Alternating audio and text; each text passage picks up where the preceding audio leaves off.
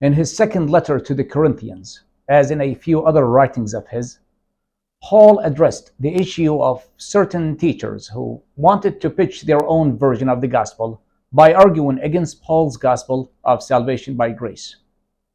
To those teachers, not only was Paul's gospel unauthorized and unbiblical, Paul himself was a man of dubious character who cared for little more than others' money.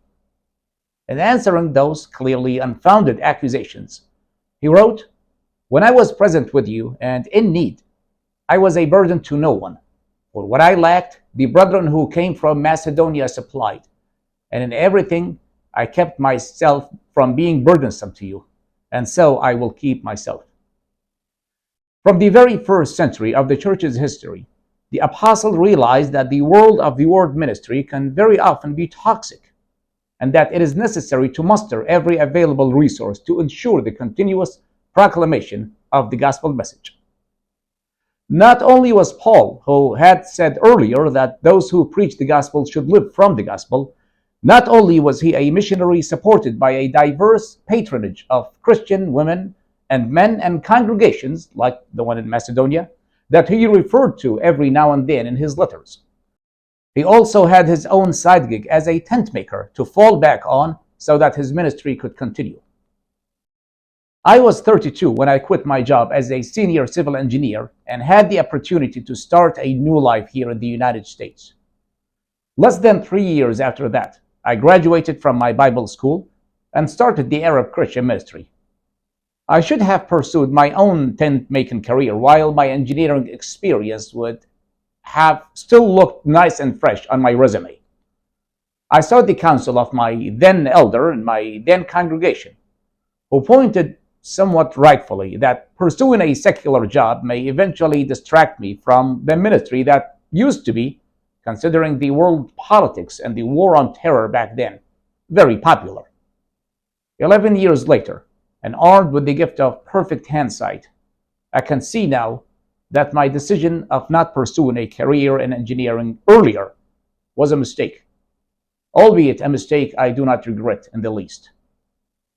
The ministry of the word, unlike a career on an assembly line, is a work that consumes resources and continues to need those necessary resources, although the Lord has promised that those resources shall be added and have been added for the past 2,000 years, as long as we seek first his kingdom and his righteousness.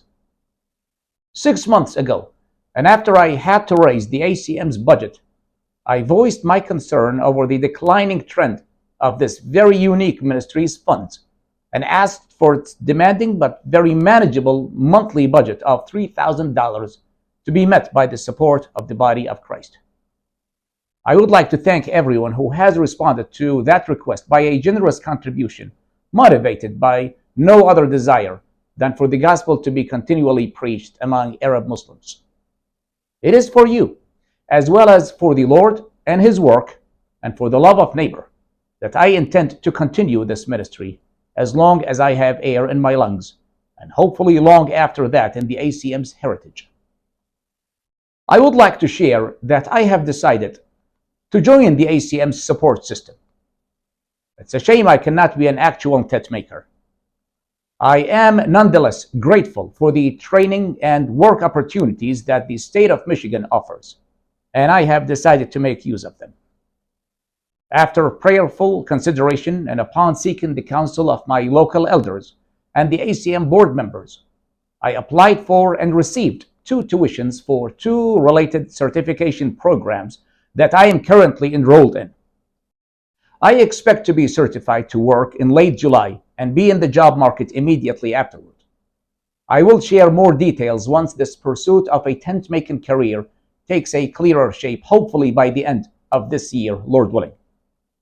The ACM will continue, as it has not only been my livelihood, but my door to serve the Lord, as well as an instrument of my personal growth. It will continue to need your support to meet the same target budget of $3,000 a month. The difference is that I have decided to be the main contributor to this work. This is an opportunity for me to invite the generous contributors who, as I am well aware, have been sharing not out of their abundance, but out of their need. This is your chance to be alleviated from this financial obligation. Or you may want to continue to have your names as honored supporters of the ACM as you deem appropriate, and follow the ministry's updates, which from now on will appropriately be released every 3 months.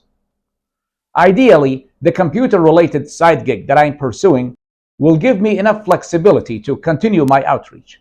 I do not expect, though, that I will be available to travel out of town for speaking engagements as often as I used to be, as I will be refocusing my work to be more local in the Dearborn community.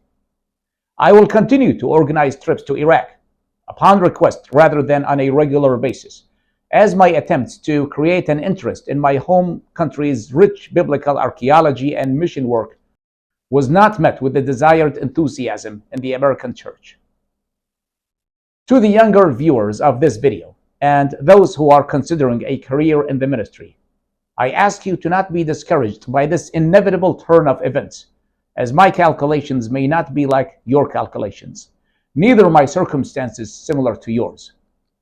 I will share, though, what I have learned throughout the past decade concerning the pursuit of a career in the ministry, or even literature, or music, or fine arts. Make sure you have a tent-making side job if you ever plan for your pursuit to prosper, and if you ever want to enjoy a degree of independence and dignity, that you may say in a proud unison with Paul when necessary, I kept myself from being burdensome to you, and so I will keep myself. Finally, I would be remiss if I didn't acknowledge the loving encouragement of my congregation, the Walled Lake Church of Christ, who have been supporting me the way a good family supports their own school kid when he is overwhelmed with the classes and the anxiety of school and future. Only with my church's support could I have the boldness to go through this crossroads at this rather late stage of my life.